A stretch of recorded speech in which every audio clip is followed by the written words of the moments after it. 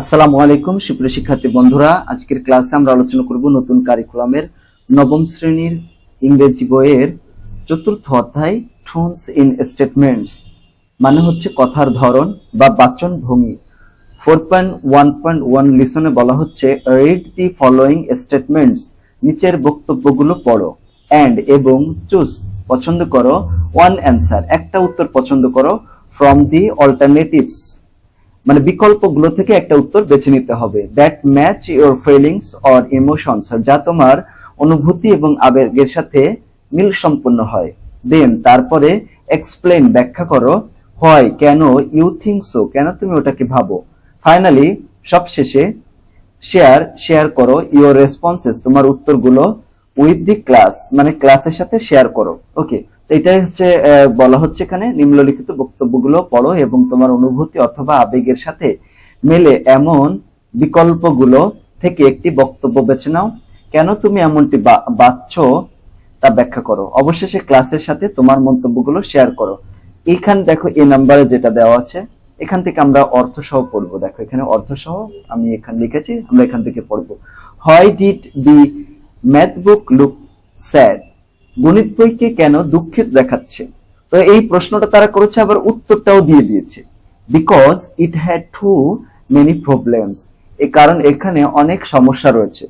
ঠিক আছে, মানে এটা একটা জোকের মতো, তাই না? জোক মানে মজার মতো, কৌতুকের মতো, যে গণিত বইকে কেন দুঃখিত দেখাচ্ছে। আসলে কি গণিত বইকে দুঃখিত দেখায়? দেখায় না, এটা একটা উপলব্ধির বিষয়।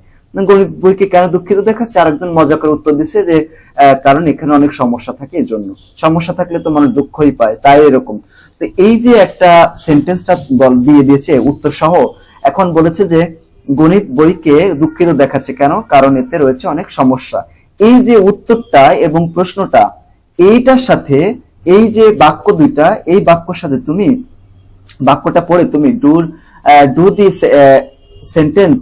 সেন্টেন্সেস মেক ইউ স্যাড, এই যে বাক্যগুলো এটা কি তোমাকে কি দুঃখিত করেছে, নাকি হ্যাপি করেছে, নাকি এক্সাইটেড করেছে, উত্তেজিত করেছে, ঠিক আছে, নাকি হিউমারাস করেছে মানে রসিক করে তুলেছে। ঠিক আছে, হয় ডু ইউ থিঙ্ক সো, তুমি কেন এরকম মনে করো। মানে তুমি যদি বলো যে আমি এই বাক্যগুলো আমাকে স্যাড করেছে, কেন স্যাড করেছে। তুমি যদি বলে হ্যাপি করেছে, কেন হ্যাপি করেছে, এক্সাইটেড করেছে, কেন উত্তেজিত করেছে। এই যে যদি বলে যে হিউমারাস করেছে, তাহলে কেন রোমাঞ্চিত করেছে বা রসিক করে তুলেছে। ঠিক আছে, এরকম এটা উত্তর আমরা এইভাবে লিখতে পারি। নমুনা উত্তর অ্যান্সার হচ্ছে দি সেন্টেন্সেস, ওই বাক্যগুলো মেক মি আমাকে তৈরি করেছে, ফিল হিউমারাস আমাকে কি করেছে বলো, হাস্য রসাত্মক করে তোলে, বিকজ কারণ it is a play on words, এটা হচ্ছে একটা শব্দের খেলা। শব্দের খেলা বলতে কি, আসলে কি গণিত বইকে স্যাড দেখায় মানে দুঃখিত দেখায়? এটা তো শব্দ দ্বারা একটা খেলা, মানে একটা জোকের মতো, তাই না, কৌতুকের মতো। এন্ড এবং দি জোক, ওই যে কৌতুকটা, অ্যাবাউট দি ম্যাথ বুক নিয়ে, এবং হ্যাভিং টু মেনি প্রবলেমস মানে অনেক সমস্যা নিয়ে যে কৌতুকটা করা, is an example of word play, এটা হচ্ছে একটা শব্দের খেলার উদাহরণ। এন্ড দ্যাট যেটা অফেন প্রায় ইনক্লুডস লাফার, যেটা সবাইকে কি করে, যে সবাইকে প্রায় হাসির কারণ হয়ে যায়। ঠিক আছে, এটা একটা হাসির কারণ। তো এটা এক নম্বরটা আমরা উত্তর দিলাম এইভাবে।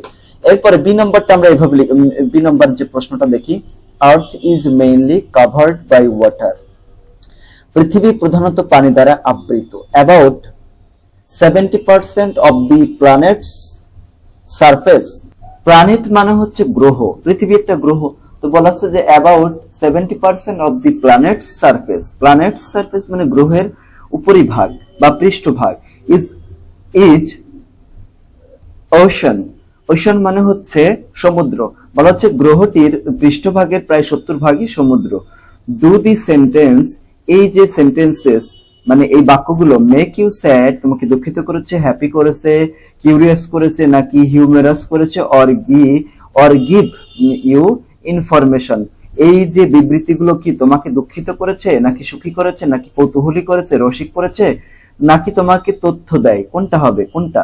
ডু ইউ থিঙ্ক সো, তুমি এরকম কেন মনে করো। তো এরকম আমরা লিখতে পারি, দি স্টেটমেন্টস বক্তব্যগুলো গিভ মি ইনফরমেশন আমাকে তথ্য দিয়েছে, তাই না। কেন এই তথ্য দিয়েছে এটা মনে করতেছো, কারণ দে প্রোভাইড, তারা প্রদান করে। প্রোভাইড মানে কি? প্রদান করা বা কোনো কিছু দেওয়া আর কি। A factual piece of knowledge about earth surface being mainly covered by water. বলা হচ্ছে এই বিবৃতিগুলো আমাকে তথ্য প্রদান করে। এরা পৃথিবীর পৃষ্ঠভাগে প্রধানত পানি দ্বারা আচ্ছাদিত, স্পেশালি নির্দিষ্টভাবে 70%, which causes a response of curiosity about our planet. সে সম্পর্কে একটা বাস্তব জ্ঞান প্রদান করে যা আমাদের গ্রহ সম্পর্কে কৌতূহলী করে তোলে। এইভাবে আমরা লিখতে পারি, ঠিক আছে। C number, the capital of Greece is Athens. The capital মানে রাজধানী। দি ক্যাপিটাল অফ গ্রিক মানে গ্রিকের রাজধানী ইজ অ্যাথেন্স। অ্যাথেন্স হচ্ছে গ্রিকের রাজধানী। And it is known for its rich history, এবং এটা তার সমৃদ্ধ ইতিহাস অ্যান্ড কালচারাল হেরিটেজ মানে সাংস্কৃতিক ঐতিহ্যের জন্য পরিচিত, ঠিক আছে।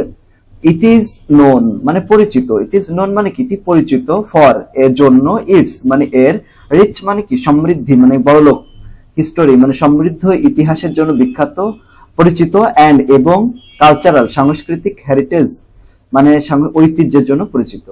ডু দিস স্টেটমেন্টস এই বক্তব্যগুলো কি গিভ ইউ এনি ইনফরমেশন তোমাকে কি কোনো ইনফরমেশন দেয়, অর অথবা মেক ইউ কিউরিয়াস অথবা কৌতূহলী করে তোলে, স্মাইল মানে হাসিয়ে তোলে, অর হ্যাপি নাকি খুশি করে, সুখী করে, কোনটা? Do you why do you think so, তুমি এটা কেন মনে করো? তাহলে এটা উত্তর আমরা বলতে পারি দি স্টেটমেন্ট গিভস মি ইনফরমেশন। এই যে স্টেটমেন্ট গুলো বা বক্তব্যগুলো আমাকে কি করে? ইনফরমেশন দেয়, ঠিক আছে, মানে হচ্ছে তথ্য দেয়, ঠিক আছে, তথ্য দেয়, অ্যান্ড এবং মেক্স মি কিউরিয়াস এবং এটা আমাকে কৌতূহলী করে তোলে। Learning about the capital of Greece Athens, যা আমাকে কি করে? গ্রিসের রাজধানী অ্যাথেন্স সম্পর্কে, and its rich history and cultural heritage সম্পর্কে কি করে? ধারণা দেয়, জ্ঞান দান করে, ঠিক আছে। স্পার্কস মাই ইন্টারেস্ট, যা আমার, স্পার্কস মানে হচ্ছে অগ্নিকণা বা হচ্ছে রসিকতা, একঝাঁক রসিকতা করে তোলে, ঠিক আছে। তার মানে রসিক করে তোলে মাই ইন্টারেস্ট, আমার ইন্টারেস্টকে, মজাকে, ঠিক আছে। ইন এক্সপ্লোরিং মানে হচ্ছে কোনো কিছু খোঁজা, ঠিক আছে, কোনো কিছু খুঁজতে আমাকে কি করে? খুঁজতে কি করে? কোনো কিছু খোঁজার যে ইন্টারেস্ট সেটাকে স্ফুলিঙ্গ করে। More about Greece past and present, more মানে আরো বেশি, অ্যাবাউট মানে কি? সম্পর্কে, গ্রিক্স পাস্ট অ্যান্ড প্রেজেন্ট মানে গ্রিসের যে অতীত এবং বর্তমান নিয়ে।